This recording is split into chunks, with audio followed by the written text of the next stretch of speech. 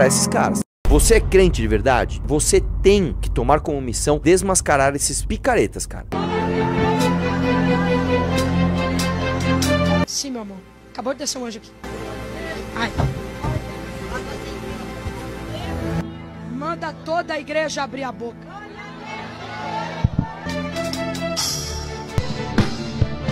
Eu sou Deus do teu passado, Revota. Erebicandaraia. Eu sou Deus que conheço os teus traumas. Miquel, manda toda a minha igreja a se colocar de pé para me adorar, porque eu vou tomar os meus vasos agora, agora, agora. Esse vídeo que acabamos de ver demonstra a realidade triste e decadente da igreja evangélica no Brasil.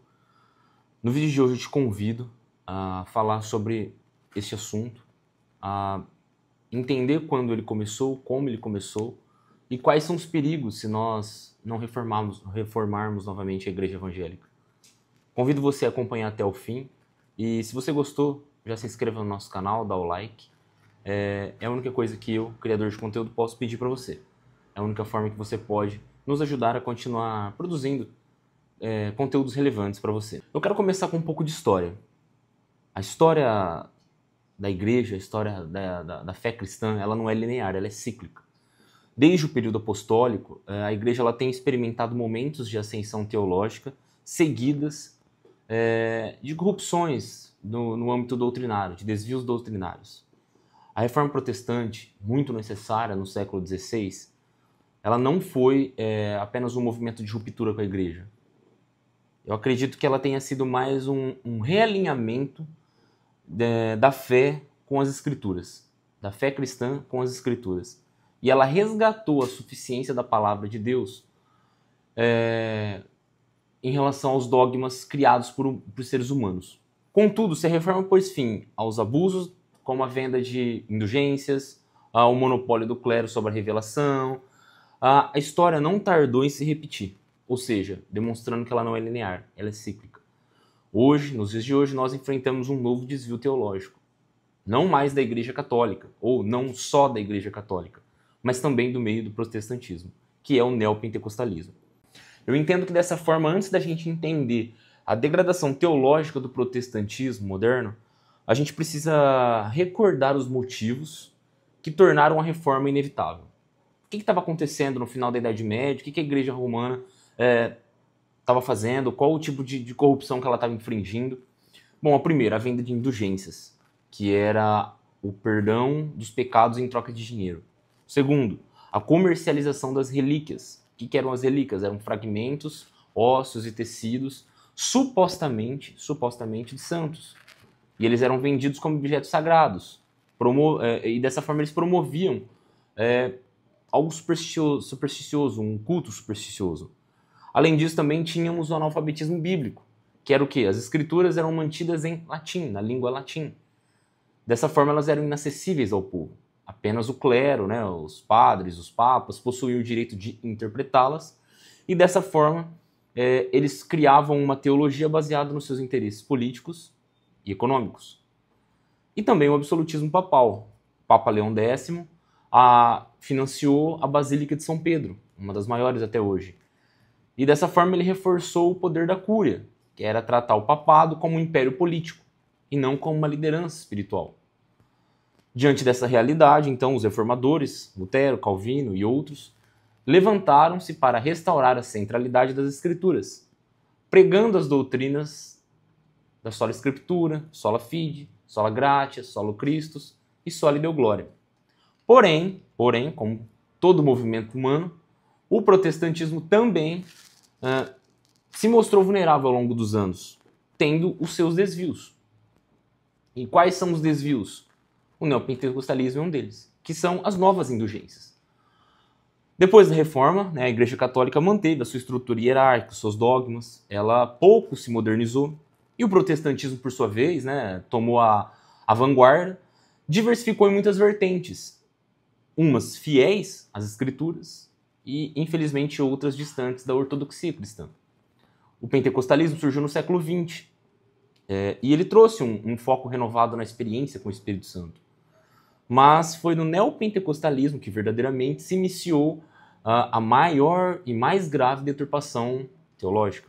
Quais são as semelhanças entre o neopentecostalismo e a igreja romana medieval? A mercantilização da fé. Se antes, o perdão era vendido por indulgências, hoje as bênçãos são negociadas por campanhas financeiras, por entrega de altíssimos dízimos, de primícias, etc. A mediação sacerdotal disfarçada. Se antes o Papa se colocava como a voz de Deus na terra, e até hoje é assim, hoje os ungidos neopentecostais exigem essa obediência cega. E se você criticar, questionar ou tentar deturpar alguma fala deles, porque você parece que está mexendo com um intermediário divino, e não apenas um ser humano que está pastoreando uma igreja. Superstição como fundamento. O uso desses objetos ungidos que eles ungem, vendem como toalhas, rosas, óleos mágicos, tudo isso substitui o quê? Sola Escritura, que é a confiança na palavra. Então, dessa forma, o neopentecostalismo ele não é uma simples excentricidade do homem dentro do evangelicalismo. Ele representa uma corrupção teológica do protestantismo. Da mesma forma que o catolicismo medieval foi a corrupção do cristianismo primitivo.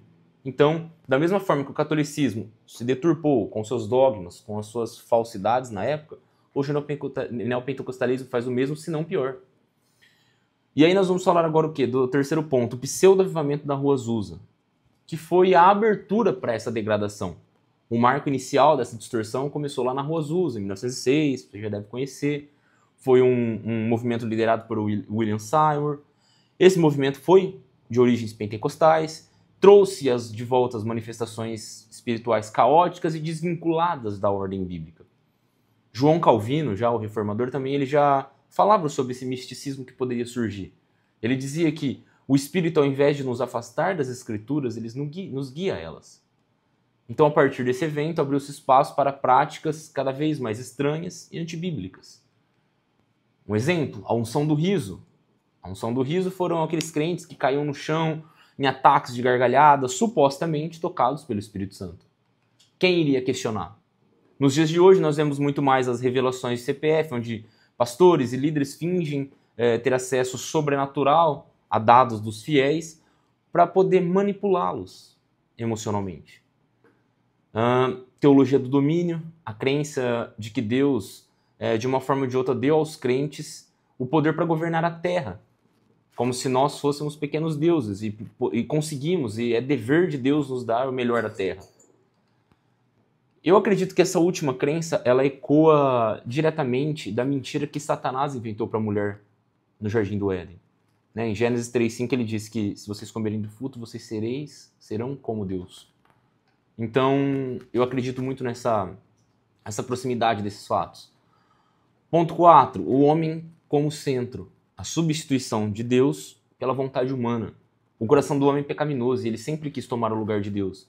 E no neopentecostalismo, ele não só conseguiu tomar tomar o lugar de Deus, mas ele deturpa a Bíblia. Ele altera a estrutura da teologia.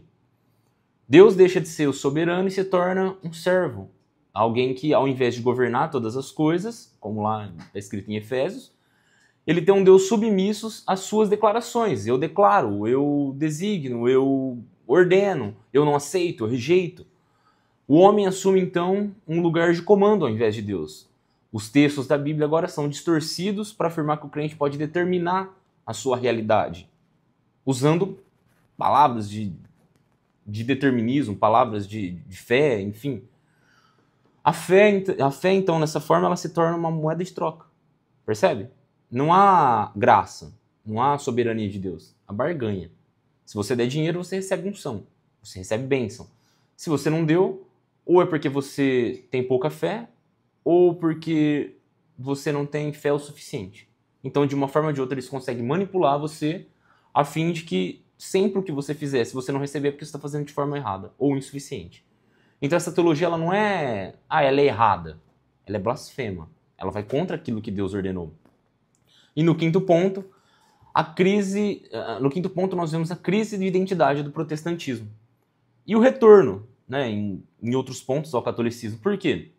Porque diante dessa distorção neopentecostal que tem surgido nos últimos anos, muitos cristãos sinceros estão desgostosos com os abusos de dentro da igreja, desgostosos com aquilo que eles estão aprendendo, e eles acabam retornando à Igreja Católica.